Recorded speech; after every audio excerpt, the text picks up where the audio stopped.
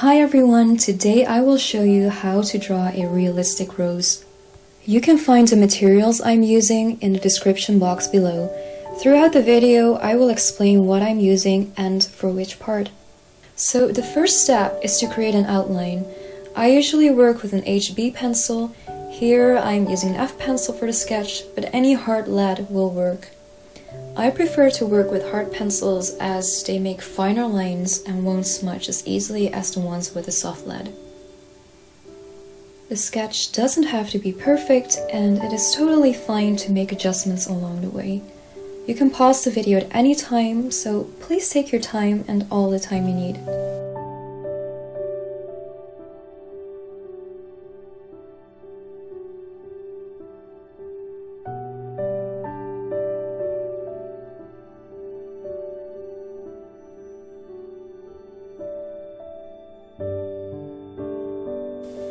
When you're done with the sketch, softly go over it with a kneaded eraser. You can swipe it with a light touch or simply press it onto the sketch and it will lift off the graphite.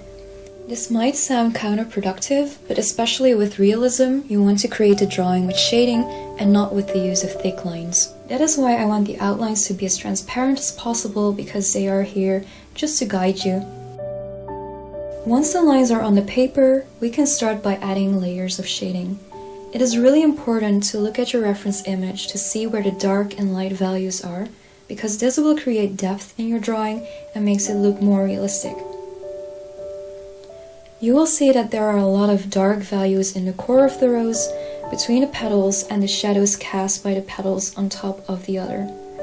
There are a lot of light values too, which range from very light to mid-tones.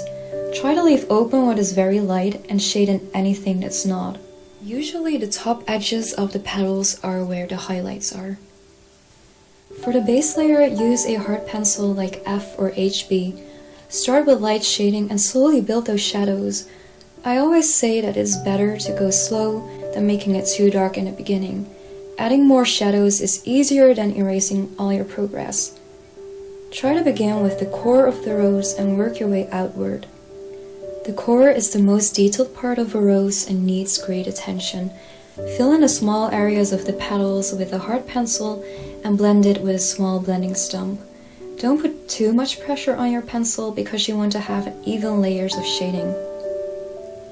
You can also use the leftover graphite on the blending stump to create shadows.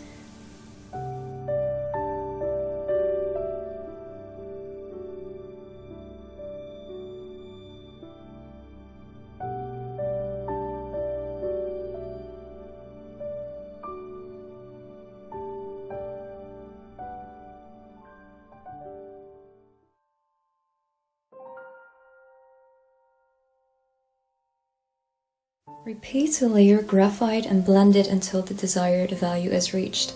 Don't worry about the details, we will add those at a later stage. For now, it is important to focus on tonal values.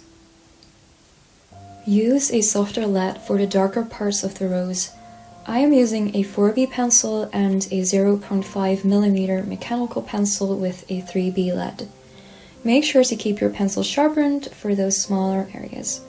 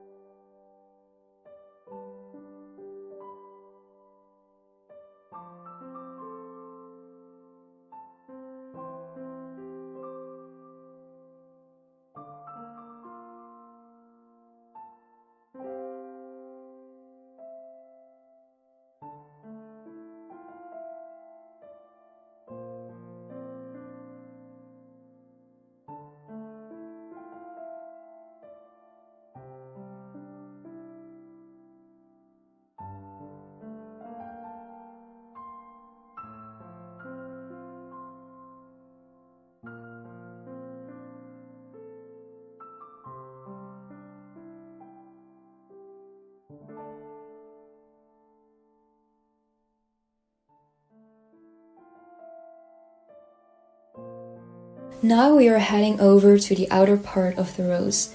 The petals are bigger here and you will need to cover more of the surface. To do this, try to hold your pencil at a slight angle. Try to use the entire side of the pencil and apply as little pressure as possible and build the layers, just like you did with the core.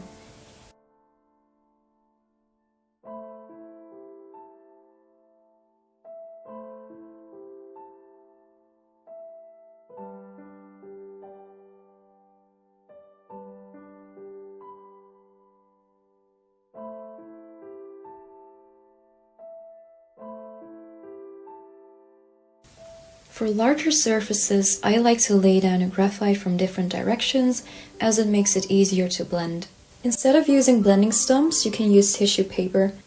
Wrap the tissue paper around your finger and go over the graphite using a rotating motion. You will get a smoother and more evenly shading while using this technique.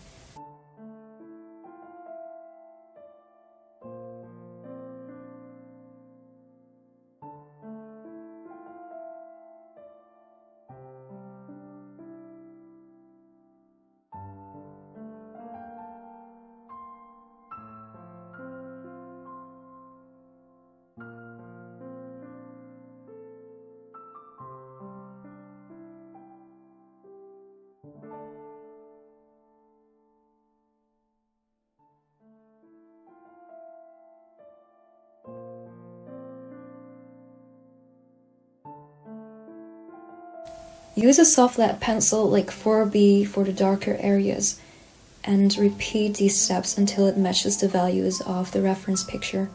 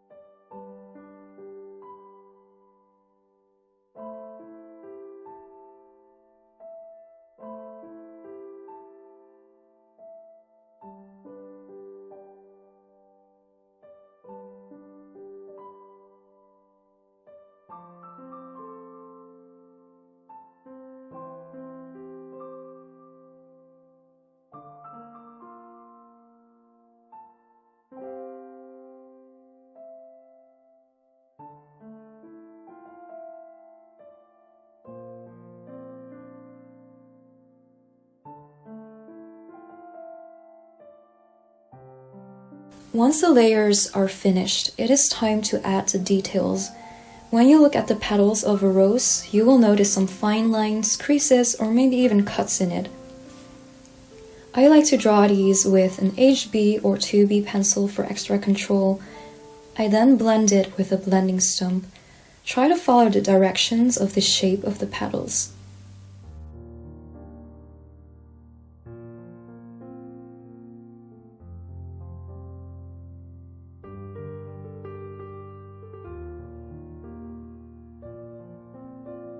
To create highlights, I use the Tombow Mono Zero eraser. This is a very small and thin eraser pen and is my favorite art supply for the smallest details. Sometimes by erasing there will be a too hard edge with the rest of the shading, so I will usually softly blend it again with tissue paper for a softer look.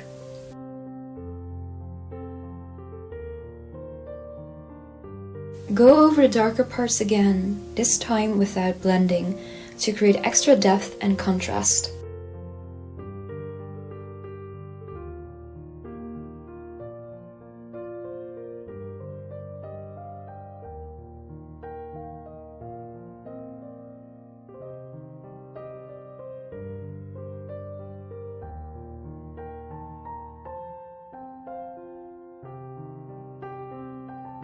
In the last step, we will add some leaves.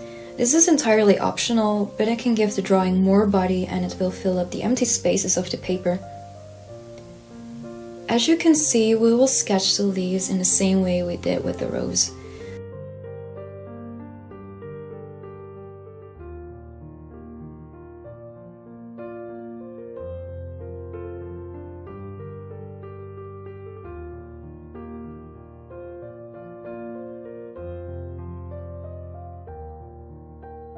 Fill in the leaves with basic shading and blend this. Then draw the middle line of the leaf. This is called the midrib. This part is usually raised a bit and catches the light. Try to draw 2 lines and keep the space in between them light. The midrib has other lines running to the sides. These are the veins of the leaves. Draw these lines first and then shade the parts in between while going from dark to light until you reach the other line. I'm using a 2B pencil for this. Repeat these steps until there is a nice contrast between light and dark. In the end, use an eraser to add the highlights of the midrib and on the light parts between the veins.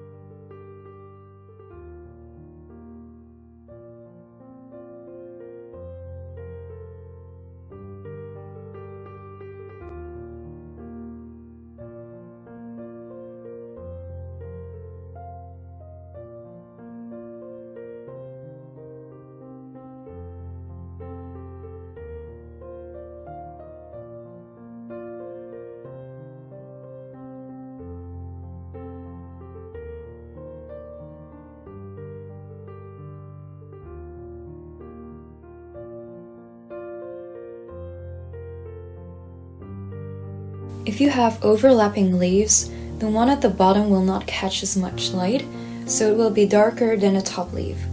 At last, erase all the smudges around the drawing and you're finished. I hope this video was helpful to you. Please let me know in the comments if you have feedback or questions. I'd be happy to answer those. And if you like this tutorial, please give it a thumbs up and don't forget to subscribe for more videos. Thank you for watching and have a great day.